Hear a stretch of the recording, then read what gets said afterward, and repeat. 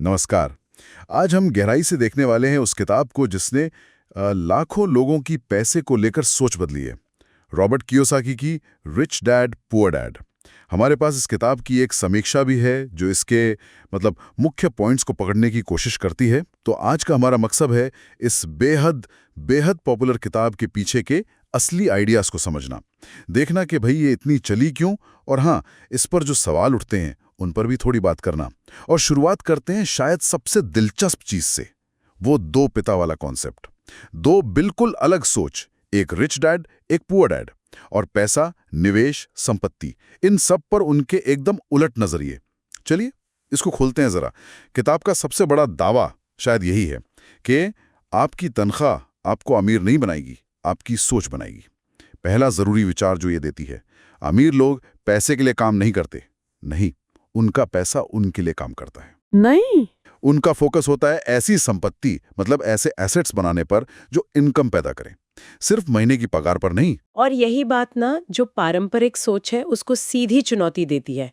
हमें तो यही सिखाया जाता है, भाई अच्छा पढ़ो, अच्छी नौकरी लो, पैसे बचाओ बस। हाँ बिल्कुल। कियोसाकी इसे चूहा दौड़ कहते हैं, है ना, और इससे बाहर निकलने का रास्ता दिखाते हैं। वो कहते हैं कि सिर्फ नौकरी की सिक्योरिटी के पीछे भागते रहने से आप अमीर नहीं बन पाएंगे। बिल्कुल। और यहीं पर दूसरा अहम पॉइंट आता है, वो है फाइनेंशियल लिटरेसी, यानी ये समझना कि संपत्ति या एसेट क्या है और देनदारी लायबिलिटी क्या है। किताब इसे कमाल की सादगी से समझाती है।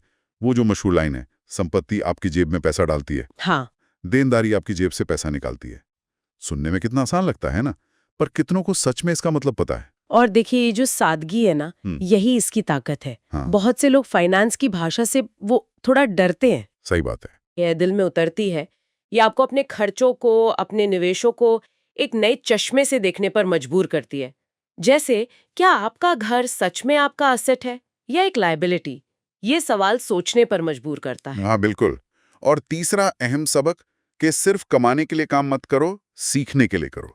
कियोसाकी इस पे बहुत जोर देते हैं कि खासकर जब आप युवा हैं तो ऐसी नौकरियां करें जहां सेल्स, मार्केटिंग, कम्युनिकेशन, निवेश जैसे हुनर सीखने को मिले। हाँ, स्किल्स। क्योंकि ज्ञान और कौशल ही आपकी असली कीमत बढ़ाते हैं, सिर्फ डिग्री नहीं। यहाँ पर ना एक दिलचस्प मोड़ आता है माइंडसेट का। किताब कहती है कि आपको एक कर्मचारी की तरह सोचना बंद करके एक निवेशक या उद्यमी की तरह सोचना शुरू करना होगा।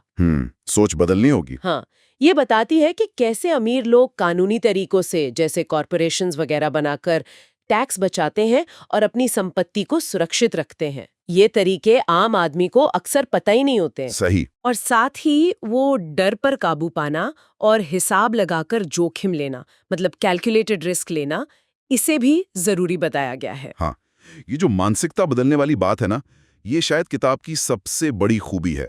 इसकी भाषा इतनी सरल है और वो जो कहानियों का इस्तेमाल है वो इतना असरदार है कि फाइनेंस जैसा मुश्किल टॉपिक भी आसानी से समझ आने लगता है।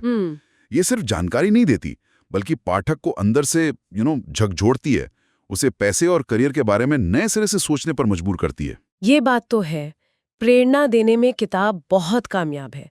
ये लोगों को जगाती है कि देखो, आपकी आर्थिक स्थिति के लिए आप खुद जिम्मेदार हो। हाँ। लेकिन यहीं से आलोचनाएं भी शुरू होती हैं।